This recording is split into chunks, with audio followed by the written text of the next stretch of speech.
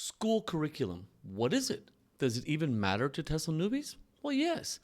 Even TESL newbies need to know what a school curriculum is, what it covers, and they need to know how it's different from a lesson plan or a syllabus. But will you need to know them well enough to be able to create them all, to be able to make them all? Well, that depends on where you'll end up working. And today, that's what we'll talk about. I'm Teacher David, and this is TESL for Newbies.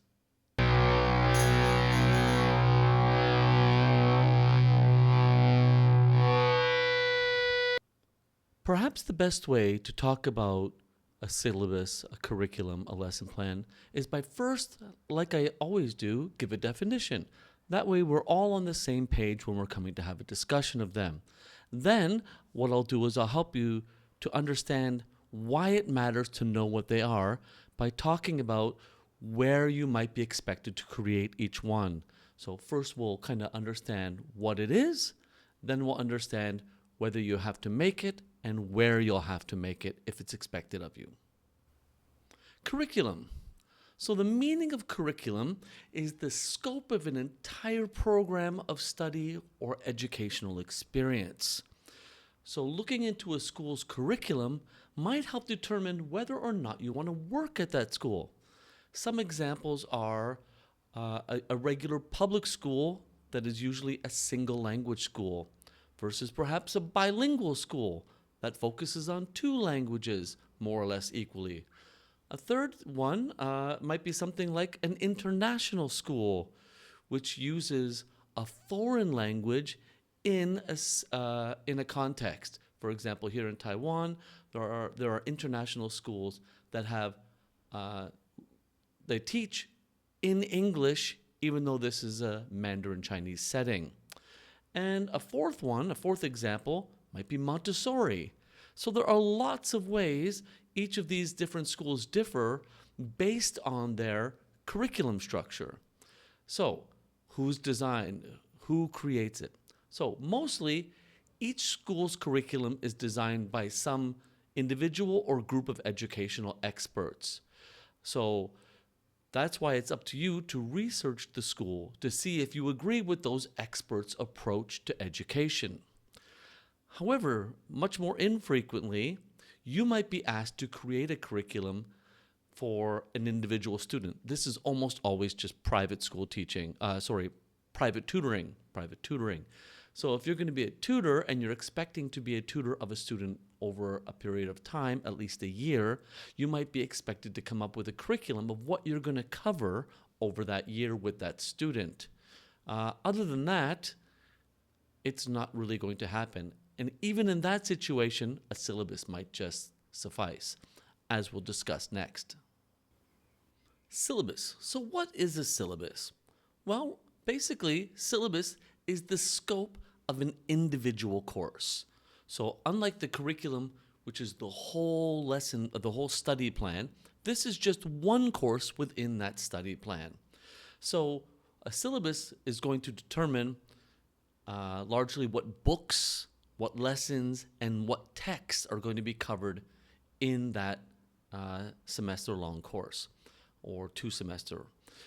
Then, so for example, I guess a better way to do this is to say, imagine you have a class on Shakespeare, and you're going to cover a number of plays that year, a number of Shakespeare's plays. So you can let the students know which plays you're going to cover over the semester, what homework assignments they can expect to have, and what tests or quizzes they might also expect to have. All of that can be laid out in a syllabus. So usually then, a syllabus is designed by school staff, most often teachers. This primarily happens in cram schools, if it's only the school staff, though, doing it, not the teacher. If it's the teacher that's responsible for the syllabus, for example, in a public school, grades 1 through grade 12, that teacher has to create his or her own syllabus. At my school, I always create my syllabuses, or syllabi if you want to use the Latin, for my year's classes. And that is expected of all teachers at all institutions like that. It's only at cram schools where it's less likely for you to have to create your syllabus because, to be honest, they probably just don't trust you. And the last thing we'll talk about today is a lesson plan. So a lesson plan is basically the scope of one lesson for an individual class, for one class. So you can see kind of like a kind of pyramid shape.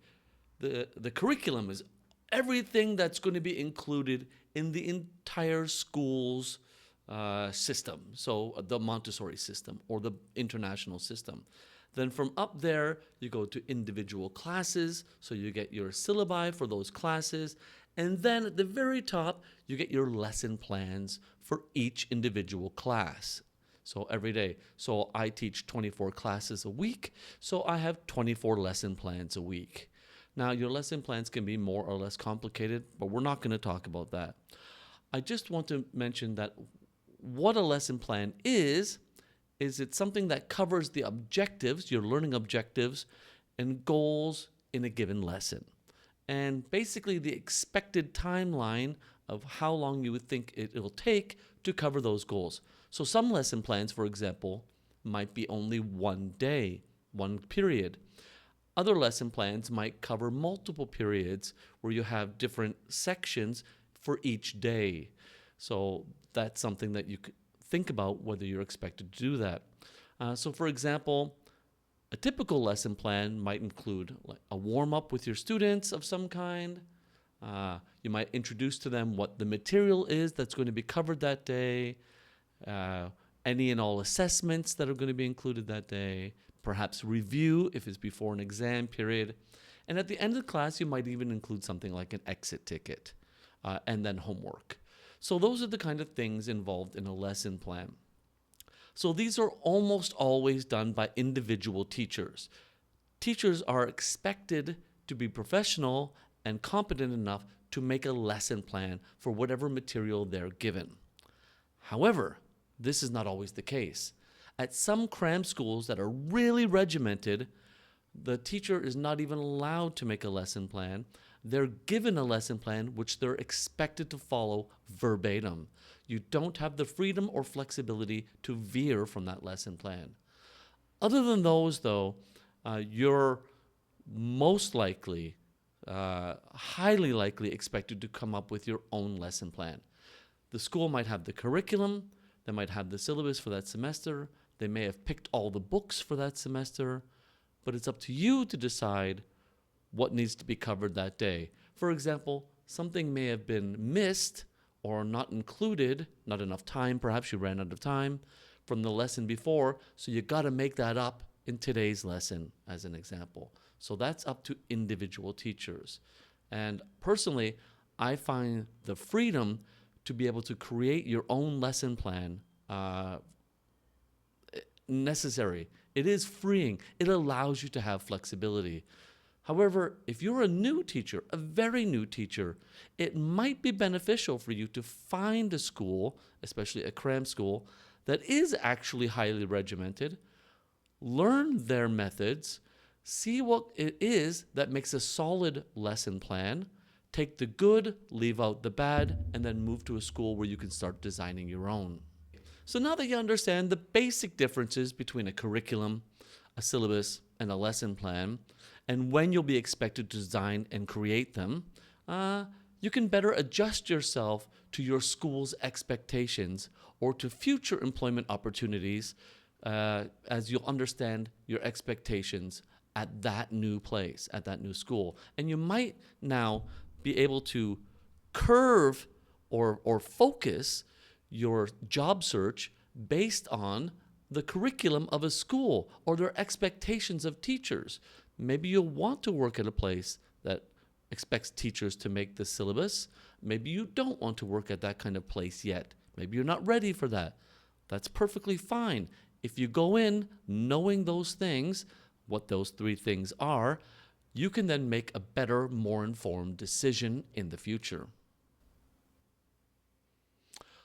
Okay then, so in the next video, we're going to move on to something that I find to be quite a bit more interesting. Co-teachers. Why do I like co-teachers? Why do I find that more interesting? It's great to know what's expected of you with the curriculum, the syllabus, that kind of thing. But it's really interesting to see how personalities can clash or mesh in a classroom when you're working with a co-teacher. So that's what we'll be discussing next week. A little bit of a hot topic. Hopefully it goes smoothly enough. All right, that's everything for today. Bye for now. I'll catch you in the future.